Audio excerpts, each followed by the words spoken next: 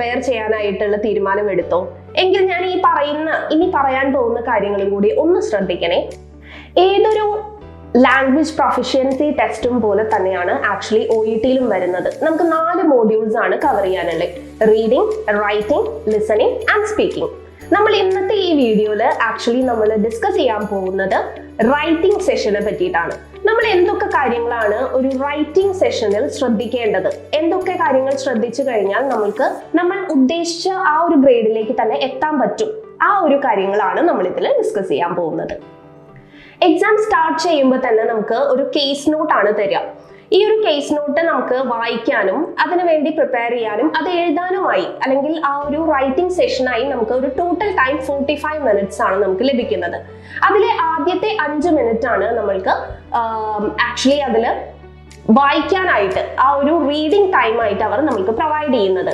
ഈ സമയം നമ്മൾ പെന്നോ പെൻസിലോ യൂസ് ചെയ്യാൻ പാടുള്ളതല്ല. ഡിസ്ക്വാളിഫൈ ആവാൻ വരെ സാധ്യതയുണ്ട്.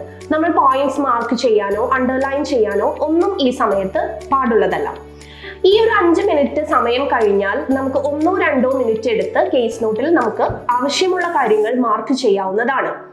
ഇത് ഫ്യൂച്ചർ റെഫറൻസിലേക്ക് നിങ്ങൾക്കത് യൂസ് ചെയ്യാവുന്നതുമാണ്. ഒരു കേസ് നോട്ട് നമ്മൾ വായിച്ചു തുടങ്ങുമ്പോൾ തന്നെ ആ പേഷ്യന്റിന്റെ പേരും അഡ്രസ്സും ടുഡേയ്സ് ഡേറ്റും നമ്മൾ കൃത്യമായി മെന്റലി നോട്ട് ചെയ്യേണ്ടതാണ്. അതിനുശേഷം റൈറ്റിംഗ് ടാസ്ക് വായിക്കാം.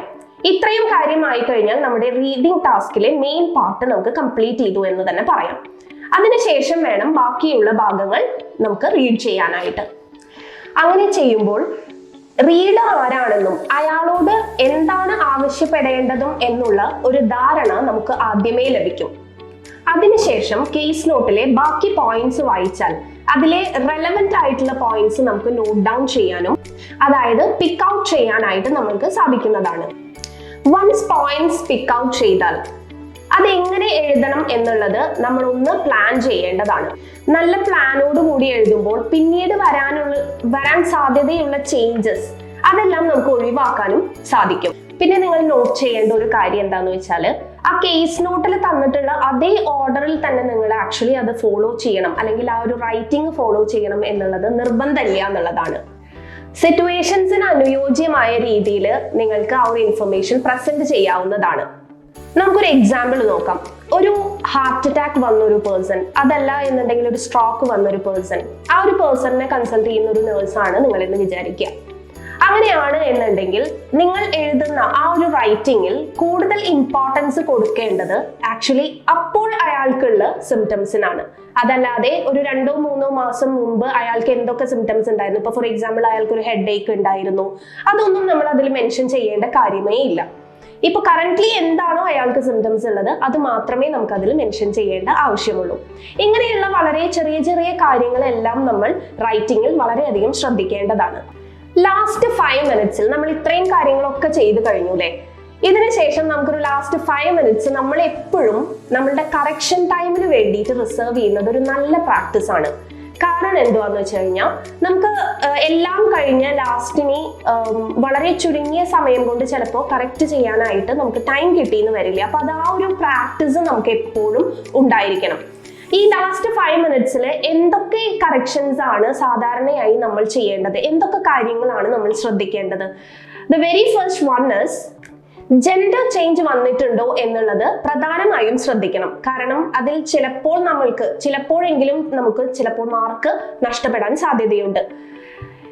ഫോർ എക്സാമ്പിൾ പറയുകയാണെന്നുണ്ടെങ്കിൽ ഹി എന്നുള്ളിടത്ത് ഷീ എന്നോ അല്ലെങ്കിൽ ഹിം എന്നുള്ളിടത്ത് ഹെർ എന്നോ യൂസ് ചെയ്യാം. Vice versa as well. Okay, ഇത് മാത്രമല്ല തിരിച്ചും അങ്ങനെ നമ്മൾ യൂസ് ചെയ്ത് കഴിഞ്ഞാൽ ജെൻഡർ ചേഞ്ച് വന്നു എന്നാണ് അർത്ഥം. അത് നമ്മൾ ഒരിക്കലും ചെയ്യാൻ പാടുള്ളതല്ല. ആ ലാസ്റ്റ് 5 മിനിറ്റ്സിൽ ആ ഒരു കറക്ഷൻ പീരീഡിൽ ആ ഒരു കാര്യം നമ്മൾ ഫുൾ ആ ഒരു റൈറ്റിംഗിൽ നമ്മളത് ചെക്ക് ചെയ്യേണ്ടതാണ്. ഗ്രാമർ മിസ്റ്റേക്ക് വന്നിട്ടുണ്ടോ എന്നുള്ളതും കൂടെ നമ്മൾ ചെക്ക് ചെയ്യണം. നമ്മൾ എഴുതിയതിൽ ചെറിയ ഒരു മിസ്റ്റേക്ക് ഒക്കെയാണ് വന്നിട്ടുള്ളത് എന്നുണ്ടെങ്കിൽ നിങ്ങൾക്ക് മായ്ച്ച് വീണ്ടും എഴുതാവുന്നതാണ്. എന്നാൽ ഒരു സെന്റൻസിൽ കുറച്ചധികം തന്നെ മിസ്റ്റേക്സ് വന്നിട്ടുണ്ടെങ്കിൽ നിങ്ങൾക്കൊരു സിംഗിൾ ക്രോസ് ഔട്ട് ചെയ്ത് അതിനെ റീറൈറ്റ് ചെയ്യാവുന്നതാണ്. കാരണം അങ്ങനെ സിംഗിൾ ക്രോസ് ഔട്ട് കാണുമ്പോൾ ആ ഒരു എക്സാമിനറിന് മനസ്സിലാവും, അല്ലെങ്കിൽ ആ ഒരു എക്സാമിനർ അത് ഇറേസ് ചെയ്തതായിട്ടാണ് മനസ്സിലാക്കുക. ഇത്രയും കാര്യങ്ങൾ ശ്രദ്ധിച്ചു കഴിഞ്ഞാൽ നിങ്ങൾക്ക് OET എക്സാമിൽ നിങ്ങൾ ഉദ്ദേശിക്കുന്ന ആ ഒരു ഗ്രേഡിലേക്ക് എത്തിച്ചേരാൻ, നന്നായി പെർഫോം ചെയ്യാനും നിങ്ങൾ ഉദ്ദേശിക്കുന്ന ആ ഒരു ഗ്രേഡ് അച്ചീവ് ചെയ്യാനും നിങ്ങൾക്ക് സാധിക്കും.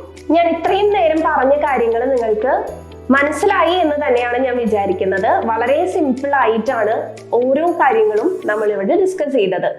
ഇതുപോലെയുള്ള ചെറിയ ചെറിയ ടിപ്സ് ആൻഡ് ട്രിക്സ് ഒക്കെ നമ്മൾ എക്സാമിന് ഈ ലാംഗ്വേജ് പ്രൊഫഷ്യൻസി ടെസ്റ്റുകൾ അറ്റൻഡ് ചെയ്യുമ്പോൾ നമ്മൾ ഫോളോ ചെയ്യേണ്ടതായിട്ടുണ്ട്. അപ്പോൾ ഈ ഒരു രീതിയിലാണ് നിങ്ങൾ പോകുന്നത് എന്നുണ്ടെങ്കിൽ, അഫ്കോഴ്സ് ഇപ്പൊ നഴ്സസ് ആണെന്നുണ്ടെങ്കിൽ നമുക്കറിയാം ഒരു B ഗ്രേഡ് ആണ് നമുക്ക് നിർബന്ധമായിട്ടും വേണ്ടത്, സ്കോർ ചെയ്യേണ്ടത്. ആ ഒരു ഗ്രേഡിംഗ് സ്കെയിലിൽ B ഗ്രേഡ് നിങ്ങൾക്ക് കിട്ടേണ്ടതാണ്. സോ ആ ഒരു ഗ്രേഡിലേക്ക് എത്തിപ്പെടാൻ നിങ്ങൾക്ക് ഒരു ബുദ്ധിമുട്ടും ഉണ്ടാവില്ല. വിൻസ്പയർ അക്കാഡമി ആ ഒരു രീതിയിലാണ് നിങ്ങളെ ട്രെയിൻ ചെയ്യിപ്പിക്കുന്നത്. ഓക്കെ, സോ എല്ലാവർക്കും നിങ്ങളുടെ ഡ്രീം കൺട്രിയിലേക്ക് എത്താൻ സാധിക്കട്ടെ. നിങ്ങൾ എല്ലാവരും OET എന്ന കോഴ്സ് കംപ്ലീറ്റ് ചെയ്ത് നിങ്ങൾ ഉദ്ദേശിച്ച ആ ഒരു ഗ്രേഡിലേക്ക് എത്തി നിങ്ങളുടെ ഡ്രീം കൺട്രിയിലേക്ക് നിങ്ങൾക്ക് എത്താൻ സാധിക്കട്ടെ. എത്രയും വേഗം അഡ്മിഷൻ എടുക്കൂ. നമ്മുടെ ബാച്ചസ് ഉടൻ തന്നെ ആരംഭിക്കുകയാണ്. Thank you so much.